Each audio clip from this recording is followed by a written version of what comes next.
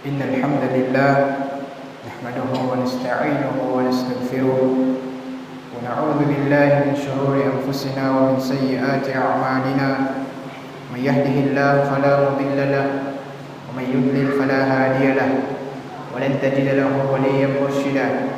أشهد أن لا إله إلا الله وحده لا شريك له وأشهد أن محمدا عبده ورسوله لا نبي ولا رسول بعده. أيها الحاضرون رحمني ورحمكم الله. وقد قال الله سبحانه وتعالى في كتابه الكريم: أعوذ بالله من الشيطان الرجيم.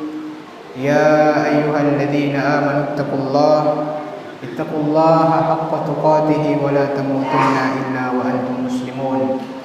وقال سبحانه وتعالى: يا أيها الناس اتقوا ربكم الذي خلقكم من نفس واحدة وخلق منها زوجها وبث منهما رجالا كثيرا ونساء واتقوا الله الذي تساءلون به والأرحام إن الله كان عليكم رقيبا. وقال سبحانه وتعالى: يا أيها الذين آمنوا اتقوا الله وقولوا قولا سديدا يصلح لكم أعمالكم ويغفر لكم ذنوبكم ومن يطع الله ورسوله فقد فاز فوزا عظيما. وقد قال الرسول عليه الصلاة والسلام: اتق الله حيثما كنت وأتبع السيئة الحسنة تمحها وخالق الناس بخلق حسن. أما بعد. Kaum muslimin hadirin jemaah salat Jumat rahimani wa rahimakumullah. Pertama-tama, kita sebagai seorang muslim, sebagai orang yang beriman kepada Allah Subhanahu wa taala, patutlah kita bersyukur kepada Allah Subhanahu wa taala karena semua nikmat-nikmat yang Allah berikan kepada kita. Aktivitas-aktivitas kita yang berkaitan dengan pekerjaan-pekerjaan kita di dunia maupun berkaitan dengan ibadah-ibadah kita, semuanya dapat terlaksana dengan maksimal, dapat terlaksana dengan baik. Semuanya itu karena berkat, rahmat dan karunia dari Allah Subhanahu wa taala. Maka marilah kita bersyukur kepada Allah Subhanahu wa taala dengan menggunakan semua nikmat-nikmat yang Allah berikan kepada kita untuk beribadah kepadanya, menyembah, salat, beribadah, sujud dan rukuk hanya kepada Allah Subhanahu wa taala. Kemudian kita bersolawat kepada Nabi kita Muhammad sallallahu alaihi wasallam, keluarga dan para sahabatnya serta para pengikutnya yang selalu mengamalkan ajaran beliau hingga akhir zaman. Ayyuhal hadirun rahimani wa rahimakumullah. Dunia ini tempat beramal dan surga adalah tempat beristirahat. Ketika seorang muslim, seorang manusia keluar dari rumahnya melihat keindahan dunia ini, melihat tumbuh-tumbuhan yang hijau, gunung-gunung yang Allah Subhanahu wa taala ciptakan, melihat keindahan langit dan bumi, melihat sungai-sungai yang mengalir dengan gemercik airnya, lalu dia akan berfikir bahwasanya dunia ini seakan-akan akan abadi, dunia ini seakan-akan akan kekal, dunia ini seakan-akan tidak akan fana, akan abadi. Mungkin saja di antara kita berpikir seperti itu. Kita melihat pekerjaan, aktivitas-aktivitas kita yang kita laksanakan di dalam dunia ini, seakan-akan dunia ini tidak akan fana, dunia ini akan abadi. Padahal Allah Subhanahu wa taala sangat banyak menyebutkan di dalam Al-Quran, dan juga Nabi sallallahu alaihi wasallam sangat banyak menyebutkan di dalam hadis-hadis beliau tentang hakikat kehidupan kita di dunia. Di antaranya Allah Subhanahu wa taala berfirman di dalam Al-Quran surah Yunus surah ke-10 ayat 24. A'udzu billahi minasyaitonir rajim. Innama mathalul hayatid dunya كما إن أنزلناه من السماء فاختلط به نبات الأرض مما يأكل الناس والأنعام حتى إذا أخذت الأرض زخرفها وزينت وظن أهلها أنهم قادرون عليها أتاها أمرنا ليلا أو نهارا فجعلناها حصيدا كأن لم تغن بالأمس Kadzalika nufassilul ayati liqaumin yatafakkarun. Artinya, sesungguhnya perumpamaan kehidupan duniawi itu hanya seperti air hujan yang kami turunkan dari langit, lalu tumbuhlah tanaman-tanaman bumi dengan subur karena air hujan tersebut. Di antaranya ada yang dimakan oleh manusia dan ada juga yang dimakan oleh hewan ternak. Hingga apabila bumi itu telah sempurna keindahannya dan berhias dengan pepohonan-pepohonan yang Allah Subhanahu wa taala ciptakan di bumi ini, dan pemiliknya mengira bahwa mereka pasti menguasainya, akan memetik hasilnya, datanglah kepada bumi tersebut siksaan kami pada waktu malam atau siang, lalu kami jadikan tanamannya seperti tanaman yang sudah disabit, seakan-akan belum pernah tumbuh kemarin. Demikianlah kami menjelaskan tanda-tanda kekuasaan kami kepada orang-orang yang berfikir. Hadirin rahimani wa rahimakumullah, ayat ini menjelaskan kepada kita bahwasannya bumi ini, dunia ini adalah bersifat sementara, sebagaimana perumpamaan yang disebutkan di dalamnya.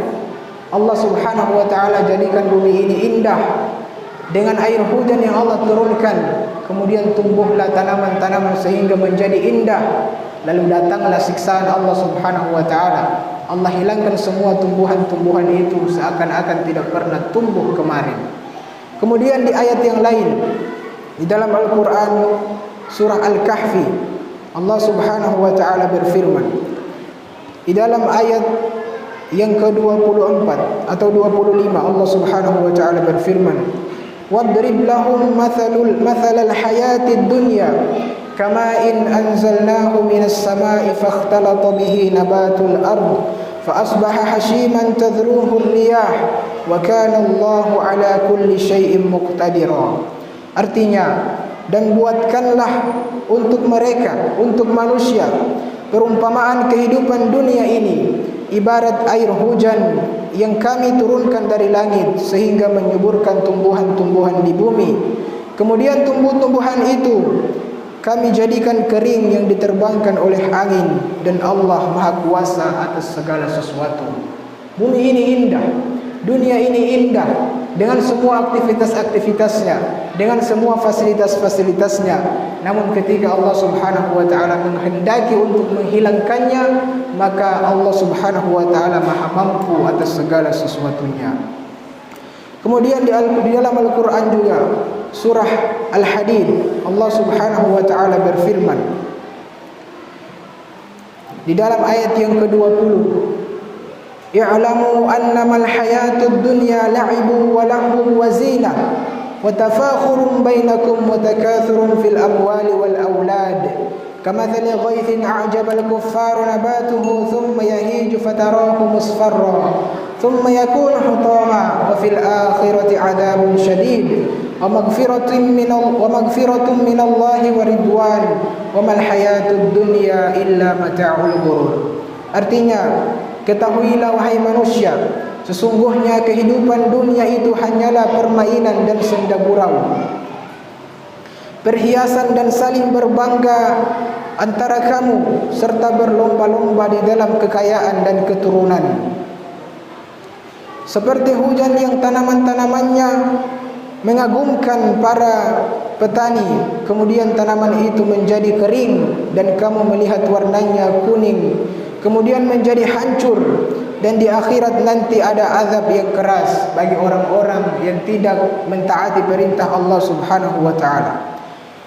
Kemudian di akhirat nanti ada azab yang keras dan ampunan dari Allah Subhanahu wa taala serta ridho Allah Subhanahu wa taala bagi orang-orang yang beriman, orang-orang yang menjalankan ketaatan kepada Allah Subhanahu wa taala. Dan ketahuilah bahwasannya kehidupan dunia tidak lain hanyalah permainan dan senda gurau belaka.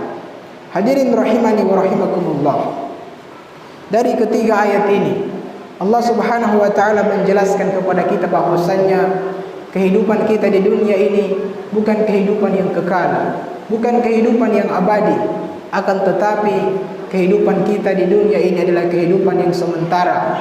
kehidupan kita di dunia ini, Allah Subhanahu wa taala memberikan kita kesempatan untuk beramal, menabung untuk menghadap Allah Subhanahu wa taala. Dan sebaik-baik tabungan, sebaik-baik bekal adalah ketakwaan kepada Allah Subhanahu wa taala. Wa tazawwadu fa inna khairaz zadi taqwa. Dan berbekallah, menabunglah. Sebaik-baik bekal, sebaik-baik tabungan untuk negeri akhirat adalah ketakwaan kepada Allah Subhanahu wa taala. Ketakwaan dengan menjalankan semua perintah Allah dan menjauhi semua larangan-larangan Allah Subhanahu wa taala.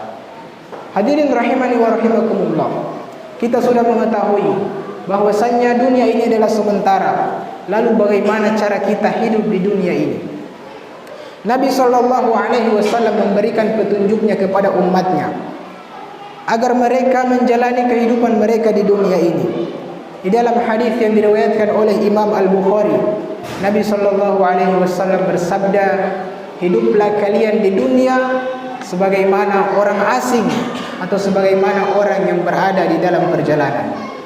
Berarti jangan kita jadikan dunia ini sebagai tujuan kita.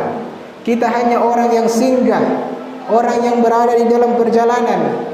Kita membutuhkan beberapa bekal yang kita ambil di dunia ini. Setelah itu kita akan berangkat menuju negeri yang abadi, yaitu akhirat. Kemudian di hadis yang lain, Nabi SAW bersabda di dalam hadis yang diriwayatkan oleh Imam At-Tirmidzi, dan ini contoh yang Nabi berikan kepada umatnya.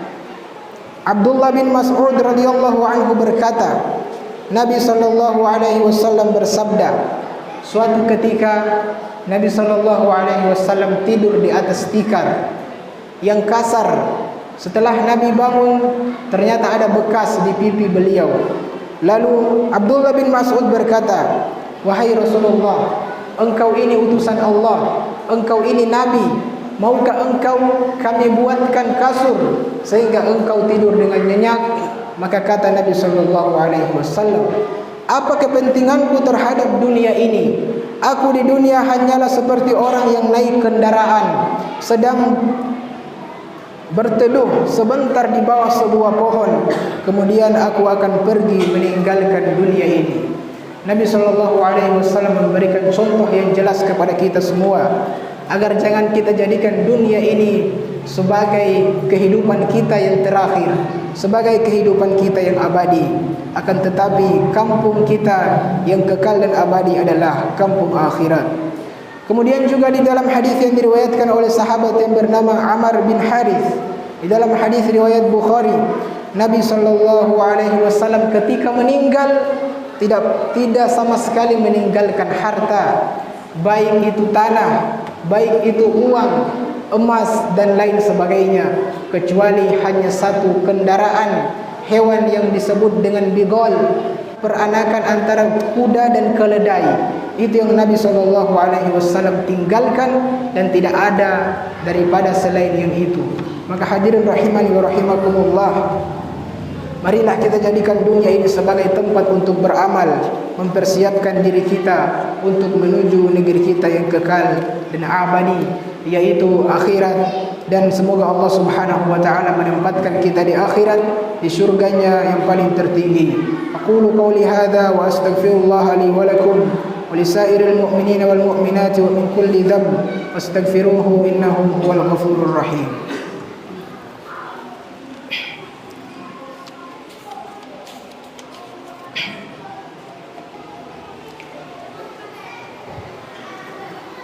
Alhamdulillah wahdah, wassalatu wassalamu ala man la nabiyya ba'dahu ba'd. Kaum muslimin hadirin rahimani wa rahimakumullah, sungguh indah ucapan seorang penyair. Beliau mengucapkan, sesungguhnya Allah memiliki hamba yang cerdas. Mereka melepaskan dunia dan takut akan terfitnah dengan dunia. Mereka melihat dunia itu dengan sebenarnya, maka sadarlah mereka bahwa ia tidak pantas dijadikan tempat menetap. Mereka pun menjadikan dunia sebagai samudera dan menjadikan amal soleh sebagai kendaraan mereka untuk menuju negeri akhirat. Maka ketika kita termasuk orang yang cerdas, kita jadikan dunia ini sebagai tempat beramal.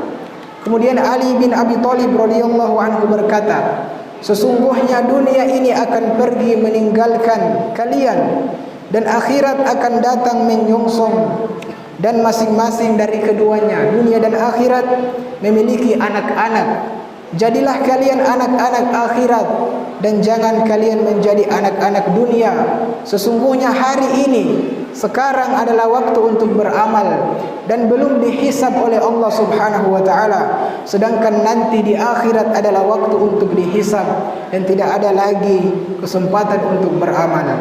Kemudian Abdullah bin Aun berkata, sesungguhnya orang-orang sebelum kamu menjadikan untuk dunia ini sisanya dari pekerjaan mereka dan untuk akhirat, namun kamu menjadikan untuk akhirat kamu sisanya dari bekerja untuk duniamu.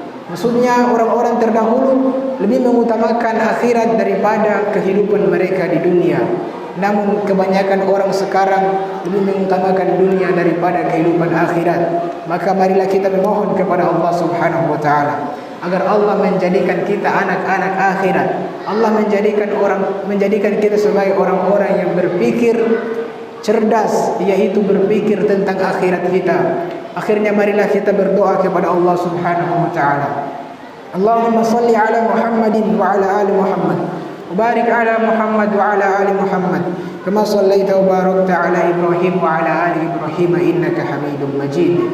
اللهم اغفر للمسلمين والمسلمات والمؤمنين والمؤمنات والأحياء منهم والأموات إنك سميع قريب مجيب الدعوات.